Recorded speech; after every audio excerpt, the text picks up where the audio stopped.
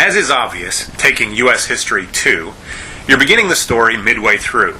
Now that's inevitable and maybe a little bit unfortunate, but hopefully most of you are familiar with what led up to the Civil War, either from your high school history classes or from outside studying, reading, TV shows, things like that you've done on your own.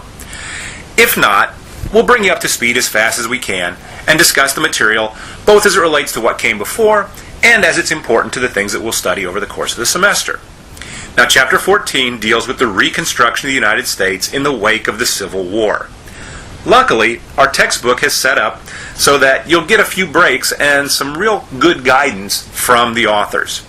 Each of the chapters in the textbook has 3 critical themes, and these themes are often found in the conclusion. They'll also be part of what I do with these videos. Now, the themes for Chapter 14 are 1. The promise of a better society as made by Reconstruction. 2. Opposition to Reconstruction and the process of what Southerners called redemption of the Southern states from Northern rule. And 3. The development of a new South, which is going to look an awful lot like the Old South. Hi folks, today I'm at Lincoln's tomb in Oak Ridge Cemetery in Springfield, Illinois.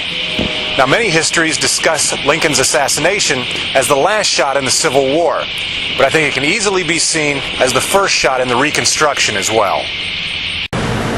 For many Northerners, Lincoln's assassination in April 1865 was a real cheap shot on the part of the South, and it converted many moderate Republicans who'd been willing to follow Lincoln and his very open plan of Reconstruction, changed them into radical Republicans.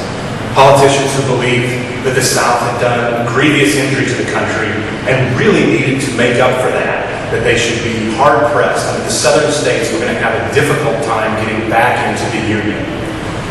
Lincoln's death became a sort of martyrdom that allowed the radical Republicans, a minority party, to take over and to make Reconstruction a far more painful process for the South than what Lincoln had envisioned it while he was alive.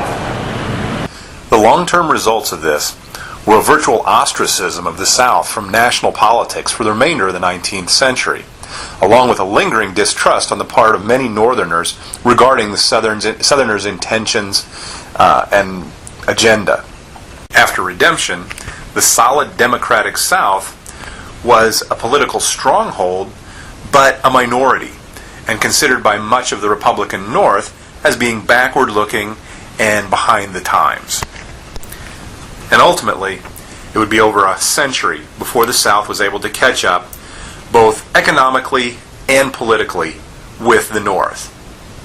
So, as you read Chapter 14, the things that you want to keep in mind again, number 1, the promise of a better society as a result of Reconstruction.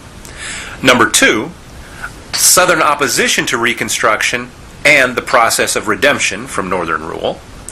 And 3, the development of the new South. So long from Springfield. I'll see you guys again.